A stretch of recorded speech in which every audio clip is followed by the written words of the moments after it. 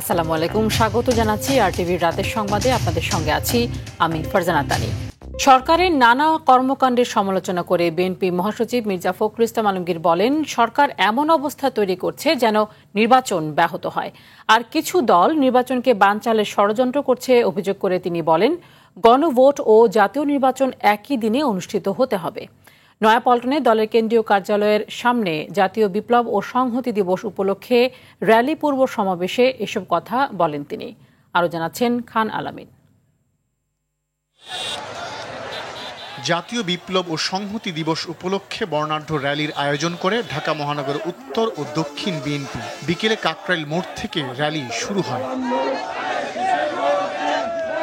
র্যালিটি শান্তিনগর, মৌচাক, মগবাজার, বাংলা মোটর দিয়ে অগ্রসর হয়। এতে অংশ নেয় বিএনপি, যুবদল, স্বেচ্ছাসেবক দল, ছাত্রদল সহ অন্যান্য অঙ্গ ও সহযোগী সংগঠনের লক্ষাধিক নেতাকর্মী।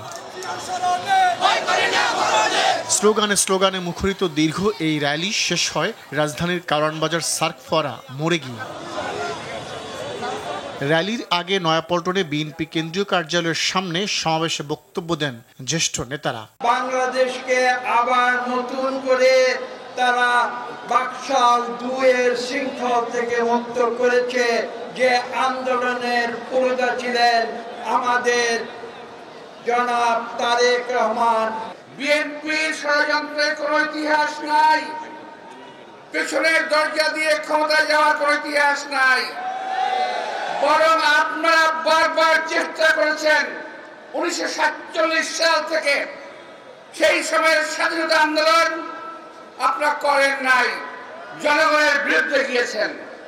71 সালে জনগণের বিরুদ্ধে গিয়েছেন, এখনো জনগণের বিরুদ্ধে যাওয়ার চেষ্টা করছেন। বিএনপি মহাসচিব মির্জা ফখরুল ইসলাম আলমগীর জুলাই সনদ প্রসঙ্গ টেনে সরকারের কর্মকাণ্ডের সমালোচনা করেন। বলেন, অবস্থা দৃষ্টে মনে হচ্ছে সরকারি নির্বাচন ব্যাহত করতে চাইছে। দুর্ভাগ্য আমাদের, আজকে অন্তর্বর্তীকালীন সরকার যাকে আমরা সম্পূর্ণ সমর্থন দিয়েছি, তারা আজকে নিজেরাই আজকে একটা অবস্থা তৈরি করছে যাতে করে নির্বাচন ব্যাহত হয়। জামাতকে ইঙ্গিত করে মির্জা ফখরুল বলেন, তারা নির্বাচন বানচালের ষড়যন্ত্র করছে।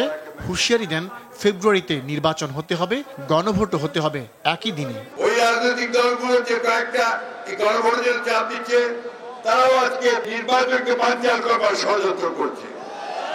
আমরা খুব পরিষ্কার করে মেনে দিতে চাই, গণভোট হলে নির্বাচনের দিনই হতে হবে এবং সেই নির্বাচন 2026 সালের ফেব্রুয়ারি মাসেই হতে হবে, অন্যথায় বাংলাদেশের মানুষ কিছু মেনে নেবে না।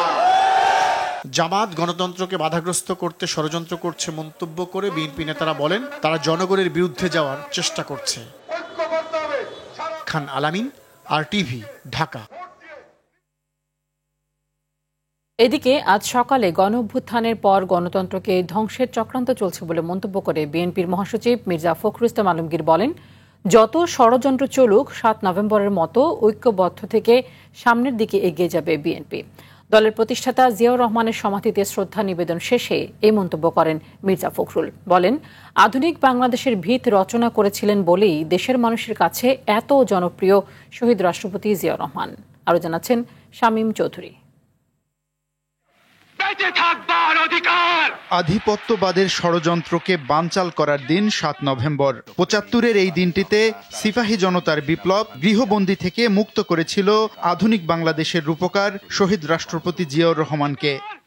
আল্লাহ এই দেশের জনগণকে দিয়েছে। বিপ্লব ও সংহতি দিবস উপলক্ষে বাংলার রাখাল রাজা জিয়াউর রহমানের সমাধিতে শ্রদ্ধা জানাতে ঢল নামে বিএনপি নেতাকর্মীদের। অংশ নেন দলটির জাতীয় নেতৃবৃন্দ। পরে গণমাধ্যমে শহীদ রাষ্ট্রপতি জিয়াউর রহমানের রাষ্ট্র পরিচালনার সফলতা তুলে ধরেন বিএনপি মহাসচিব মির্জা ফখরুল ইসলাম আলমগীর। একদলীয় বাকশাল থেকে তিনি বহুদলীয় গণতন্ত্র নিয়ে আসেন এবং সংবাদপত্রের স্বাধীনতাকে তিনি নিশ্চিত করেন। সেখানে মাত্র 4টি সংবাদপত্র ছিল, সেটাকে তিনি মুক্ত করে দেন। অন্যদিকে বিচার বিভাগের স্বাধীনতাকে নিশ্চিত করেন, জুডিশিয়াল কাউন্সিল গঠন করেন এবং একই সঙ্গে অর্থনীতিতে বিমুক্ত বাজার অর্থনীতি চালু করেন। এই হয়েছিল শুরু বাংলাদেশের অগ্রযাত্রা। তার দাবি, আবারও দেশে গণতন্ত্র ধ্বংসের চক্রান্ত চলছে।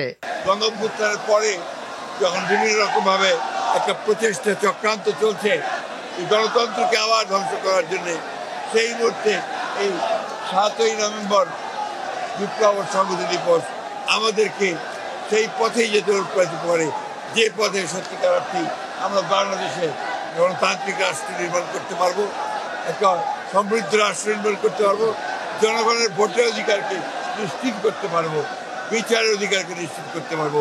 সেই লক্ষ্যেই বাংলাদেশ এগিয়ে যাবে, বিএনপি এগিয়ে যাবে। সে সময় 7 নভেম্বরকে ধারণ করে দলের নেতাকর্মীদের সামনে এগিয়ে চলার কথা বলেন মির্জা ফখরুল ইসলাম আলমগীর। শামীম চৌধুরী, RTV, ঢাকা। যারা আগামী নির্বাচনে বাধা প্রদান করে বিলম্বিত করতে চায় তারা গণতন্ত্রের শত্রু বলে মন্তব্য করেছেন বিএনপির স্থায়ী কমিটির সদস্য আমির খসরু মাহমুদ চৌধুরী। বিকেলে চট্টগ্রাম নগরীর বিপ্লব উদ্যানে বিপ্লব ও সংহতি দিবস উপলক্ষে আয়োজিত জনসভায় তিনি একথা বলেন। এ সময় তিনি আরো বলেন, আগামী সংসদ কেমন হবে তা কিছু দল নির্ধারণ করতে পারে না। নির্বাচিত সরকার গঠনের আগ পর্যন্ত বিএনপির আন্দোলন চলবে। 1975 সালের 7 নভেম্বর জিয়াউর রহমান যেভাবে পুরো জাতিকে ঐক্যবদ্ধ করেছিলেন, আজও তেমনভাবে সবাইকে ঐক্যবদ্ধ হয়ে গণতন্ত্র পুনরুদ্ধার করার আহ্বান জানান আমির খসরু।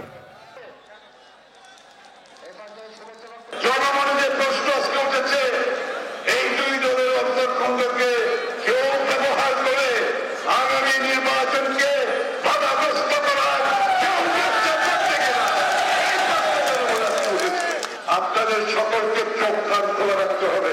যারা আগামী নির্বাচনকে বাধাগ্রস্ত করতে চাচ্ছে, বিলম্বিত করছে, তারা গণতন্ত্রের শত্রু, তারা বাংলাদেশের অধিকারের বিরুদ্ধে কাজ করছে। গণভোটের বিষয়ে রাজনৈতিক দলগুলোর সিদ্ধান্ত নেবে বলে জানিয়েছেন প্রধান উপদেষ্টার প্রেস সচিব মোহাম্মদ শফিকুল আলম। সকালে নেত্রকোনা সার্কিট হাউস প্রাঙ্গণে স্থানীয় সাংবাদিকদের সঙ্গে মতবিনিময়কালে এসব কথা বলেন তিনি। এ সময় প্রেস সচিব বলেন, সংসদ নির্বাচনের আগে গণভোট অথবা সংসদ নির্বাচন গণভোট একসঙ্গে হবে কিনা ঐক্যমত্যের ভিত্তিতে সিদ্ধান্ত নেবে রাজনৈতিক দলগুলো। তবে আসন্ন জাতীয় নির্বাচন ঠেকানোর শক্তি কারো নেই। জেলা প্রশাসক, পুলিশ সুপার সহ অন্যরা এ সময় উপস্থিত ছিলেন। বাংলাদেশে যে আগে একটা পলিটিক্যাল সমস্যা হয়েছিল, যেটা কেয়ারটেকার গভর্নমেন্টের, সেটা থেকে উত্তরণ হয়ে বাংলাদেশের ডেমোক্রেসি একটা সলিড ফাউন্ডেশন পাবে। ইন্টারিম গভর্নমেন্টই থাকবে, ইন্টারিম গভর্নমেন্টের আন্ডারেই এই ইলেকশনটা হবে, এটা খুবই ক্লিয়ার। এই ইলেকশনের বাংলাদেশের ইতিহাসে one of the best election হবে। জামায়াত ক্ষমতায় গেলে সমাজের সকল সমস্যা নির্ধারণ করে অগ্রাধিকার ভিত্তিতে সমাধান করার আশা ব্যক্ত করেন বাংলাদেশ জামায়াত ইসলামীর আমির ডাক্তার শফিকুর রহমান। শুক্রবার রাজধানীর পীরের বাগ ঝিলপাড়ে ডাক্তার শফিকুর রহমান সমর্থক গোষ্ঠীর প্রীতি সমাবেশে এই মন্তব্য করেন তিনি বলেন, আগামী ফেব্রুয়ারিতে নির্বাচন অনুষ্ঠিত হোক তা চায় জামায়াত। এদিকে সরকারি বা বিরোধী যেই অবস্থাতেই তাদের দল থাকুক, দুর্নীতির বিরুদ্ধে তাদের যুদ্ধ চলমান থাকবে।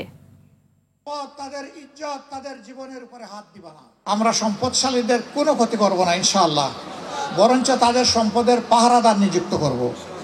আর আমরা যারা সম্পদশালী নয় তাদেরকে আমাদের কাঁধে কুলে তুলে আমরা বহন করব ইনশাআল্লাহ।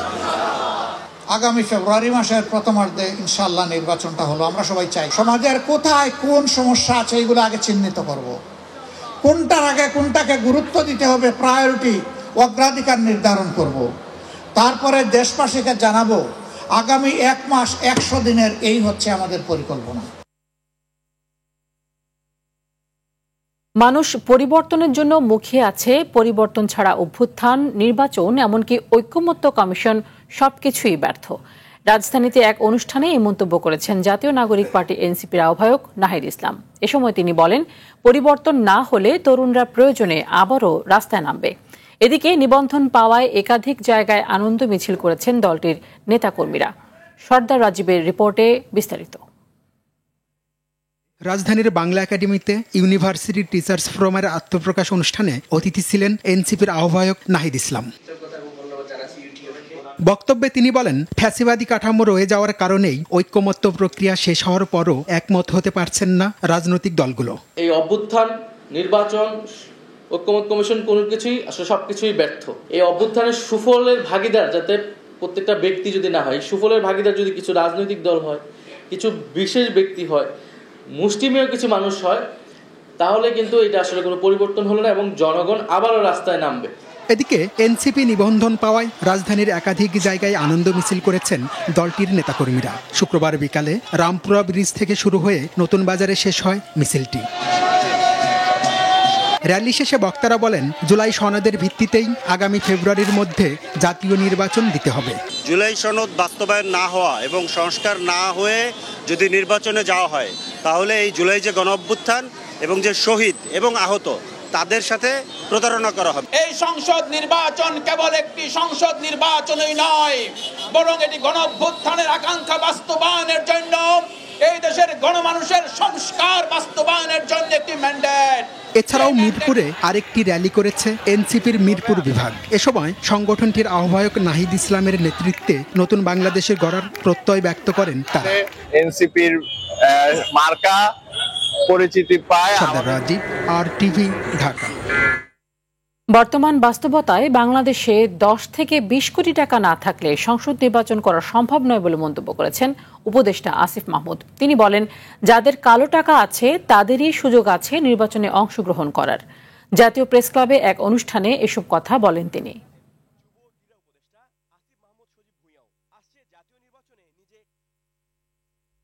20 কোটি টাকা না থাকলে তো কেউ নির্বাচন করতে পারবে না। মানে বাংলাদেশের যে বর্তমান বাস্তবতা, এই বাস্তবতায় অন্তত 10-20 কোটি টাকা না হলে কারো আসলে নির্বাচন করার মানে করতে পারবে, নমিনেশন কিনতে হবে, কিন্তু জামানত বাজেয়াপ্ত হবে আর কি। এবার কারো থেকে টাকা নিয়ে যে নির্বাচন করবেন, নির্বাচিত হয়ে আসার পর তো আপনাকে তার স্বার্থ বাস্তবায়ন করতে হবে। যদি আজকে কোনো ব্যবসায়ী থেকে বা যদি অন্য যে কারো থেকে আপনি টাকা নিয়ে ইলেকশন করেন, তাহলে তো আপনাকে সেজন্য আমাদেরও বারবার চিন্তা করতে হয় যে ইলেকশন কি করবো নাকি করবো না, করলে কিভাবে করব, মানুষ কি টাকা ছাড়া ভোট দিবে কিনা। গাজীপুরের বরবী ইউনিয়নে ছাত্রদলের সাবেক সাধারণ সম্পাদক এনামুল হক মোল্লাকে গ্রেফতারের ঘটনায় উদ্দেশ্যপ্রণোদিতভাবে সোশ্যাল মিডিয়ায় অপপ্রচার চালানো হচ্ছে বলে অভিযোগ করেছে সেনাবাহিনী। সকালে এক সংবাদ সম্মেলনে এই অভিযোগ করেন 14 ফিল্ড রেজিমেন্ট আর্টিলারির অধিনায়ক লেফটেন্যান্ট কর্নেল লুৎফর রহমান। এ সময় গ্রেফতারের বিষয়টিকে রাজনৈতিক রূপ না দিয়ে তাকে অপরাধী হিসেবে দেখার আহ্বান জানান তিনি। বৃহস্পতিবার রাতে এনামুলের বাড়িতে অভিযান চালিয়ে 2টি বিদেশি পিস্তল, 2টি ম্যাগাজিন, 4 রাউন্ড গুলি সহ বিপুল পরিমাণ দেশীয় অস্ত্র উদ্ধার করে যৌথ বাহিনী। এ সময় আটক করা হয় তার 6 সহযোগীকে। শ্রীপুর থানায় কয়েকটি ডাকাতি ও অস্ত্র মামলা রয়েছে এনামুলের বিরুদ্ধে। সেনাবাহিনী কোনো ব্যক্তি বা দলের পক্ষে নয়। বাংলাদেশ সেনাবাহিনী সবসময় ন্যায়ের পক্ষে এবং অন্যায়ের বিপক্ষে। বাংলাদেশ সেনাবাহিনী দেশের পক্ষে। যারা এই ব্যাপারে অপপ্রচার করছে এবং অপপ্রচারের প্রশ্রয় দিচ্ছে, আমরা মনে করি এদেরও কোনো না কোনোভাবে সন্ত্রাসী কর্মকাণ্ডের সাথে সংশ্লিষ্টতা থাকতে পারে। ত্রয়োদশ জাতীয় সংসদ নির্বাচনকে ঘিরে বাংলাদেশ সেনাবাহিনীর প্রধান জেনারেল ওয়াকারুজ্জামানকে নিয়ে বিভিন্ন ধরনের মিথ্যা ও ভিত্তিহীন প্রচারণা চালানো হচ্ছে বলে জানিয়েছে বাংলাদেশ সেনাবাহিনী। এ ধরনের ভুয়া ও মিথ্যা প্রচারণা থেকে দেশবাসীকে সতর্ক থাকার আহ্বান জানিয়েছেন তারা। শুক্রবার বাংলাদেশ সেনাবাহিনীর ভেরিফাইড ফেসবুক পেজে এই আহ্বান জানানো হয়। বাহিনীটি এর আগেও একই ধরনের প্রচারণার বিরুদ্ধে সতর্কতামূলক বিজ্ঞপ্তি প্রচার করেছিল। ঐতিহাসিক বিপ্লব ও সংহতি দিবস পালনের কর্মসূচিকে কেন্দ্র করে ফরিদপুরের বোয়ালমারীতে বিএনপির 2 পক্ষের সংঘর্ষ, হামলা ও ভাঙচুর এবং অগ্নিসংযোগের ঘটনা ঘটেছে। এতে বোয়ালমারী পৌরসভার সাবেক কাউন্সিলর মিনহাজুর রহমান লিপন সহ অন্তত 30 জন আহত হয়েছেন। বিকেলে বোয়ালমারী বাজারের অবদার মোড়ে এই সংঘর্ষের ঘটনা ঘটে। পুলিশ জানায়, ঐতিহাসিক বিপ্লব ও সংহতি দিবস উপলক্ষে পৃথকভাবে র্যালির আয়োজন করে বিএনপির সাবেক এমপি খন্দকার নাসিরুল ইসলাম এবং উপজেলা বিএনপির সহ সভাপতি শামসুদ্দিন মিয়া ঝুনু। র্যালি শেষে ফেরার পথে সমর্থকদের মধ্যে সংঘর্ষের সূত্রপাত হয়। এ সময় বেশ কিছু দোকানপাট সহ অন্তত 10টি মোটরসাইকেলে আগুন ধরিয়ে দেয় তারা।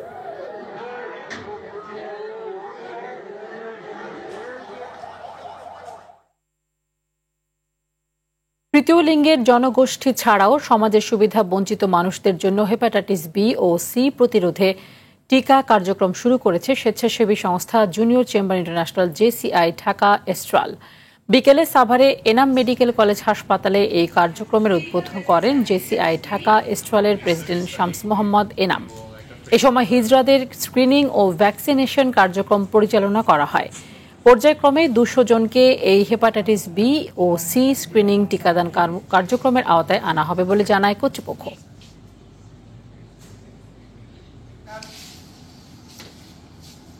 তুরস্কে চলমান শান্তি সংলাপের মধ্যে আবারও সংঘাত দেখা দিয়েছে পাকিস্তান ও আফগানিস্তানের সীমান্তে। এতে নিহত হয়েছে অন্তত 5 জন, এছাড়া আহত হয়েছেন আরও 6 জন। নিহতরা সবাই আফগান নাগরিক। বৃহস্পতিবার বিকেলে আফগানিস্তানের কান্দাহার প্রদেশের সীমান্তে এই সংঘর্ষের ঘটনা ঘটে। তবে এই সংঘাতে পাকিস্তানের পক্ষ থেকে কারো হতাহতের খবর জানানো হয়নি। আফগান সামরিক বাহিনীর অভিযোগ, শান্তি লঙ্ঘন করে হালকা ও ভারী অস্ত্র ব্যবহার করে হামলা চালিয়েছে পাকিস্তান সেনাবাহিনী। ইন্দোনেশিয়া স্কুল কমপ্লেক্সের ভেতরের একটি মসজিদে বিস্ফোরণের ঘটনা ঘটেছে। এতে আহত হয় অন্তত 54 জন। স্থানীয় সময় শুক্রবার জুমার নামাজের সময় বিস্ফোরণের এই ঘটনা ঘটে। পুলিশের তরফে জানানো হয় আহতরা হাসপাতালে ভর্তি আছেন। ঘটনার সঙ্গে জড়িত থাকার অভিযোগে 17 বছর বয়সী এক কিশোরকে সন্দেহ করছে আইনশৃঙ্খলা বাহিনী। সন্দেহভাজন ওই কিশোর মসজিদের পাশের স্কুলের শিক্ষার্থী। সন্দেহভাজন ওই শিক্ষার্থী চিকিৎসাধীন আছে, তার অস্ত্রোপচার চলছে। তবে কর্তৃপক্ষের তরফে এই বিস্তারিত কিছু জানানো হয়নি। এছাড়া ওই শিক্ষার্থী কী কারণে বিস্ফোরণের ঘটনা ঘটিয়েছে তাও নিশ্চিত নয়। প্রত্যক্ষদর্শীরা জানিয়েছে জুমার নামাজের খুতবা শুরুর অল্প কিছুক্ষণের মধ্যে মসজিদটির ভেতরে 2 দফা বিস্ফোরণ ঘটে।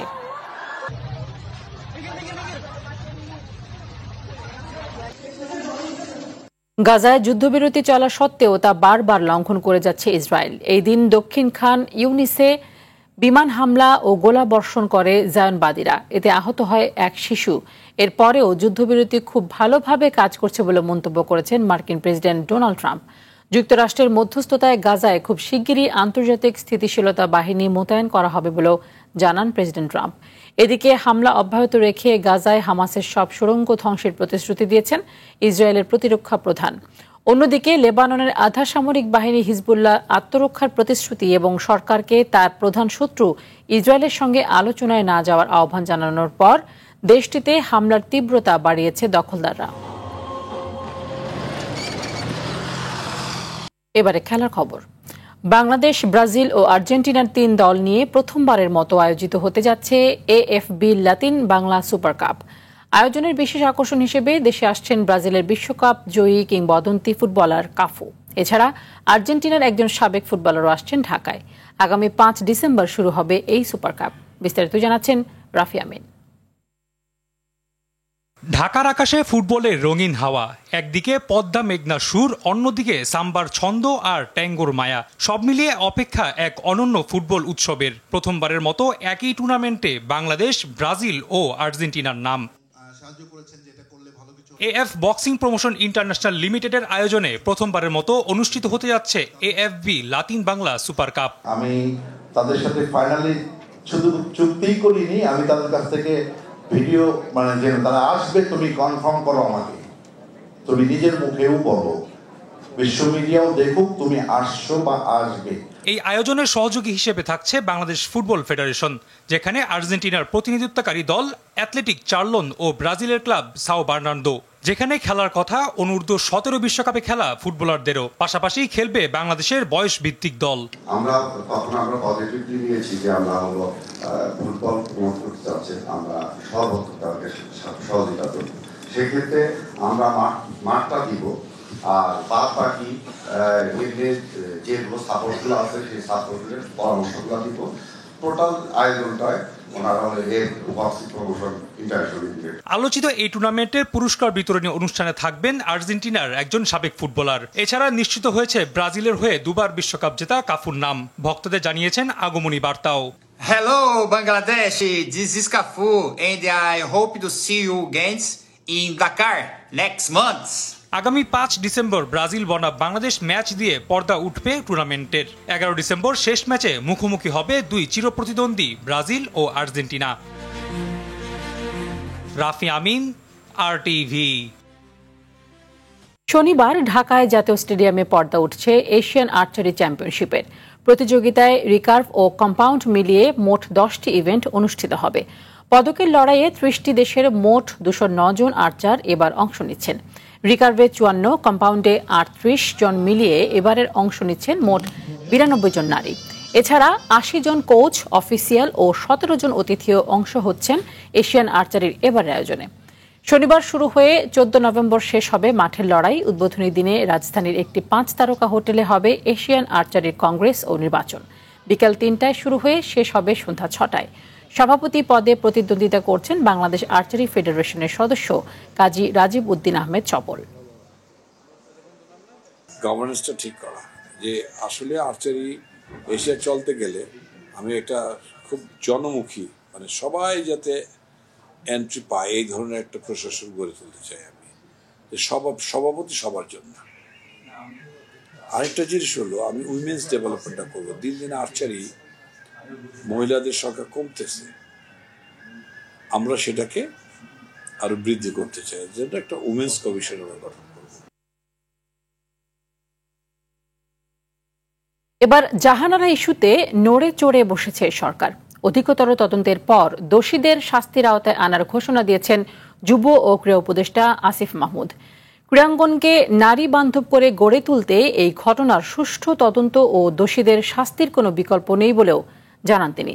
বিস্তারিত মাহফুজুল ইসলামের রিপোর্টে। নারী উইংয়ের বেশ কয়েকজন কর্মকর্তার বিরুদ্ধে মানসিক হয়রানি ও দলের সাবেক নির্বাচক মঞ্জুরুল ইসলাম ও নারী বিভাগের সাবেক ইনচার্জ প্রয়াত তৌহিদ মাহমুদের বিরুদ্ধে যৌন হয়রানির বিস্ফোরক অভিযোগ তুলে একটি ইউটিউব চ্যানেলে বৃহস্পতিবার সাক্ষাৎকার দিয়ে তুলকালাম ঘটিয়ে দেন জাতীয় নারী ক্রিকেট দলের সাবেক অধিনায়ক জাহানারা আলম।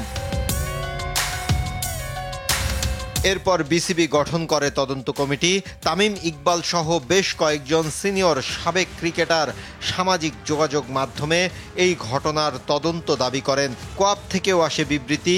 এমন অবস্থায় কঠোর অবস্থানে সরকার। এই বিষয়টা বিসিবি তদন্ত কমিটির একটা রিপোর্ট আসবে দ্রুততম সময়ের মধ্যে, এবং আমরা ভিকটিমের সাথে কথা বলে তিনি যদি কোনো আইনি ব্যবস্থা নিতে চান সেক্ষেত্রে এইটা, যেহেতু এটা একটা ফৌজদারি অপরাধ একই সাথে, তো এটা আমরা সরকারের পক্ষ থেকে সর্বোচ্চ গুরুত্ব দিয়ে এই বিষয়ে যেন যারা জড়িত তারা সর্বোচ্চ দৃষ্টান্তমূলক শাস্তিটা পান সেটা আমরা নিশ্চিত করব।